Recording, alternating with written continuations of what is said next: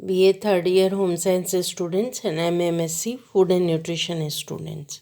कल हम लोग बात कर रहे थे ICMR recommended dietary intake for adult man, adult women. कल हम लोगों ने एडल्ट मैन की बात की, आज हम लोग एडल्ट वुमेन की बात करेंगे। और एडल्ट वुमेन में भी स्पेशल जो उनकी दो कंडीशन हैं, pregnant women and lactating mother. Lactating mother की दो फेज़ हैं, 0 to 6 month and 7 to 12 months।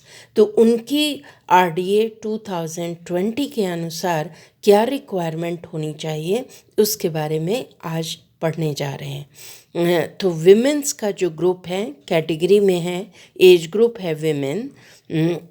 और विमेन की नॉर्मल कंडीशन आप सब जानते हैं, और प्रेगनेंसी के या लैक्टेशन के विषय में हम लोग पढ़ने जा रहे हैं। तो प्रेगनेंसी में अगर एक नॉर्मल लेडी का वज़न 55 kg होता है, अगर वो नॉर्मल लेडी प्रेग्नेंट होती है तो पूरी प्रेगनेंसी में ऐसा माना जाता है कि उसका 10 से 12 किलो वज़न बढ़ जाता है। यानी टोटल यहाँ जो बॉडी वेट है वो 65 kg बॉडी वेट के हिसाब से RDA 2020 प्रेग्नेंट वुमेन की रिक्वायरमेंट को बता रहा है। जो प्रेग्नेंट लेडी हैं, अगर प्रेगनेंसी से पहले जब नॉर्मल लेडी होती है तो मैंने आपको RDA 2010 के अनुसार जो उनकी कैलोरीज बताई थी कि सेडेंट्री वर्कर, मॉडरेट वर्कर और हैवी वर्कर, तीन ही प्रकार की कैटेगरी उनकी भी होती हैं। सेडेंट्री वर्कर को 1900 किलो कैलोरीज पर डे और मॉडरेट वर्कर को 2230 किलो कैलोरीज पर डे, और जो हैवी वर्कर टाइप की नॉर्मल लेडीज़ हैं उन्हें 2850 किलो कैलोरीज प्रतिदिन आवश्यक होती हैं। तो स्टूडेंट्स, आपको ये बात तो मैं पहले ही बता चुकी हूँ कि एक नॉर्मल लेडीज़ को कितनी कितनी कैलोरीज, एक बार फिर से रिवाइज कर रही हूँ। अगर normal lady sedentary worker type की है तो उसे प्रतिदिन 1900 यानी 1900 किलो कैलोरीज अपनी डाइट में लेनी चाहिए। अगर वो मॉडरेट वर्कर टाइप की है तो 2203 किलो कैलोरीज की उसे आवश्यकता होती है, और यदि वो हैवी वर्कर है तो उसे 2850 किलो कैलोरीज की आवश्यकता प्रतिदिन होती है। लेकिन यदि इन तीनों में से किसी भी प्रकार की महिला अगर प्रेग्नेंट हो जाती है तो उसे प्रतिदिन प्लस 350 किलो कैलोरीज एक्स्ट्रा लेना चाहिए। यानी एक सेडेंट्री वर्कर टाइप की महिला अगर प्रेग्नेंट होती है तो 1900 प्लस 350 किलो कैलोरीज उसे ऐड कर कर अपनी डाइट में प्रतिदिन लेना चाहिए।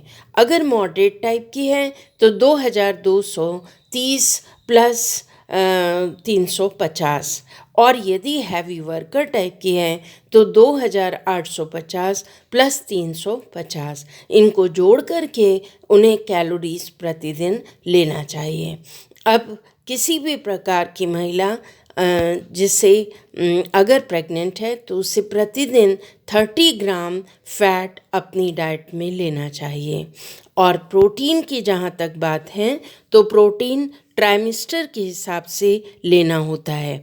जैसे मैं आपको फर्स्ट ट्राइमेस्टर में तो नॉर्मली जितना वो प्रोटीन ले रही हैं थोड़ा प्रोटीन उसमें ऐड करके लेंगे, लेकिन सेकेंड ट्राइमेस्टर और थर्ड ट्राइमेस्टर में प्रोटीन की डिमांड बहुत ज़्यादा बढ़ जाती है, क्योंकि सेकेंड ट्राइमेस्टर का मतलब 3 to 6 मंथ का टाइम है जब फीटस पूरी तरह से डेवलप हो रहा है, तो उसे बहुत ज़्यादा प्रोटीन की आवश्यकता है।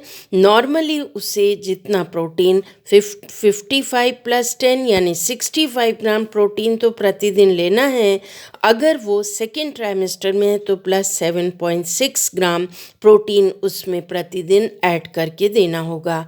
अगर lady third trimester of pregnancy में है यानी 6 to 9 मंथ के फेज़ में चल रही है, तब उसे प्रतिदिन 17.6 ग्राम प्रोटीन प्रतिदिन लेने की आवश्यकता होगी। 65 + 17.6।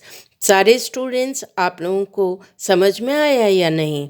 नॉर्मल जितना प्रोटीन होता है, अगर सेकेंड ट्राइमेस्टर की प्रेगनेंसी है तो +7.6 प्रतिदिन जुड़ेगा। यदि थर्ड ट्राइमेस्टर की प्रेगनेंसी है तो +17.6 ग्राम प्रोटीन प्रतिदिन जुड़ेगा। कार्बोहाइड्रेट गर्भवती महिलाओं को, किसी भी प्रकार की गर्भवती महिला, चाहे वो sedentary worker, moderate worker, heavy worker हो, उसे प्रतिदिन 135 ग्राम प्रोटीन की आवश्यकता होती है। 800 मिलीग्राम कैल्शियम प्रतिदिन लेना चाहिए। Magnesium 320 milligram, iron 32 milligram, zinc 12 milligram और आयोडीन 180 म्यूजी। ये सब डाटा हैं जिनको आपको याद करना होगा। थायमिन यानी B1 1.6 milligram, riboflavin B2 2.3 milligram, niacin milligram में +2 मिलीग्राम और विटामिन B6 1.9 मिलीग्राम, फॉलेट 480 म्यूजी, विटामिन B12 +0.2, विटामिन C +10 का मतलब 65 + 10 यानी 75 ग्राम विटामिन सी की आवश्यकता टोटल इनको होगी। 406 विटामिन ए म्यूजी, 400 विटामिन डी इंटरनेशनल यूनिट। एक प्रेग्नेंट लेडी की ये न्यूट्रिशनल रिक्वायरमेंट है। अब हम लोग लैक्टेशन के फ़ेज़ में आते हैं।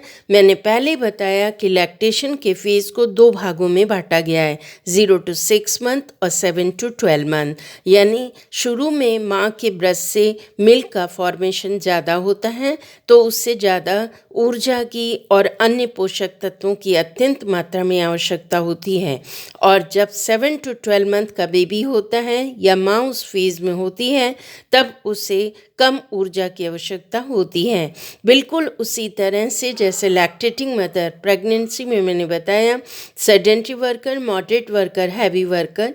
सेडेंटरी वर्कर को 1900 किलो कैलोरीज नॉर्मल एक लेडी को, मॉडरेट वर्कर 2230 किलो कैलोरीज और हैवी वर्कर 2850 किलो कैलोरीज। अगर 0 to 6 मंथ का उसका बेबी है तो उसे प्लस 600 किलो कैलोरीज ऐड करके लेना होगा। मान लो सपोज़ सेडेंटरी वर्कर टाइप की लैक्टेटिंग मदर है तो 1900 + 600 किलो कैलोरीज पर डे उसे कंज्यूम करनी होंगी। फैट 30 ग्राम। और अगर 7 to 12 मंथ्स का है तो 1900 + 520 किलो कैलोरीज कंज्यूम करनी होंगी। इसे कैलकुलेट स्टूडेंट्स करना होगा। 30 ग्राम फैट और प्रोटीन जो होता है वो शुरू के 0 to 6 मंथ में, जैसा मैंने कहा भी कि उस समय कैल्शियम की, कार्बोहाइड्रेट की और प्रोटीन की बहुत ज़्यादा आवश्यकता होती है ताकि माँ के ब्रेस्ट से ज़्यादा मिल्क का फॉर्मेशन हो सके। तो प्रोटीन भी ज़्यादा चाहिए, प्लस 13.6 ग्राम प्रोटीन प्रतिदिन आवश्यक होता है 0 to 6 मंथ के मदर्स को, 0 to 6 मंथ के फेज़ वाली माँ को।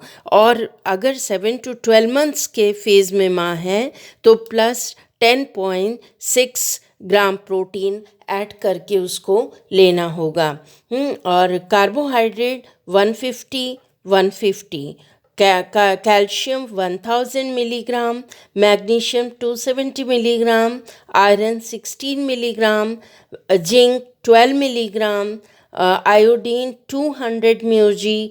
और जो बी कॉम्प्लेक्स होते हैं उसमें भी बहुत अंतर नहीं होता लेकिन थोड़ा बहुत अंतर होता है।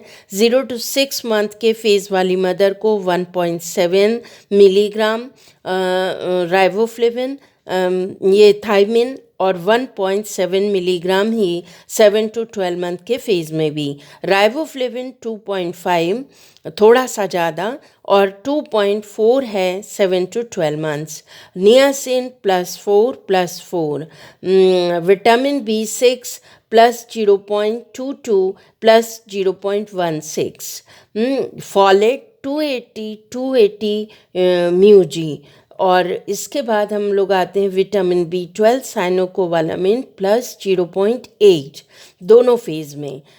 विटामिन C +40 का मतलब स्टूडेंट्स हो गया कि 55 + 10 65 + 40 इतना ऐड हो रहा है, यानी 100 के ऊपर क्रॉस कर रहा है। 100 मिलीग्राम प्रतिदिन विटामिन सी की आवश्यकता एक दूध पिलाने वाली माँ को होती है, जो कि बहुत ही इम्पॉर्टेंट पॉइंट है। विटामिन ए 320 म्यूजी और vitamin D 400 international unit. Lactation को 2 फेज़ में बांटा गया है। उसी हिसाब से आप 2020 के आरडीए में जो रिक्वायरमेंट दी गई हैं या जो मैं समझा रही हूँ, बिल्कुल उसी तरह डाटा को याद कर लीजिएगा। ये कॉम्पिटिटिव एग्ज़ाम्स के लिए भी और आपके अपने एग्ज़ाम्स के लिए और इन स्पेशल ग्रुप्स की जो विमेन हैं, इनके लिए डाइट प्लान कराने में, डाइट प्लान को कैलकुलेट करने में आपको बहुत हेल्प करेगा कि डाइट प्लान को हम कैसे कंपेयर करें। हमारा जो अपना डाइट प्लान से न्यूट्रिटिव वैल्यूज़ आ रही हैं, उनको हम इन न्यूट्रिशनल इनटेक से कैसे कंपेयर करें। हम ज़्यादा डाइट दे रहे हैं या कम दे रहे हैं, इसको भी हम कंपैरिजन इन टेबल्स के माध्यम से कर सकते हैं। इसलिए स्टूडेंट्स इस आरडीए के टेबल को, जो कि एडल्ट मैन एडल्ट वुमेन के लिए है और वुमेन में specially pregnant and lactating women के लिए है, वो उनको बहुत अच्छी तरह याद कर लीजिए। तो मुझे उम्मीद है आप सभी स्टूडेंट्स को ये इतना बड़ा सा टेबल ये समझ में आ गया होगा। और खूब ना समझ में आया हो तो आप चैट बॉक्स में क्वेश्चन डाल सकते हैं और पर्सनली कांटेक्ट कर सकते हैं। मुझे उम्मीद है कि आप क्वेश्चन करेंगे, मुझे बहुत अच्छा लगेगा। Thank you.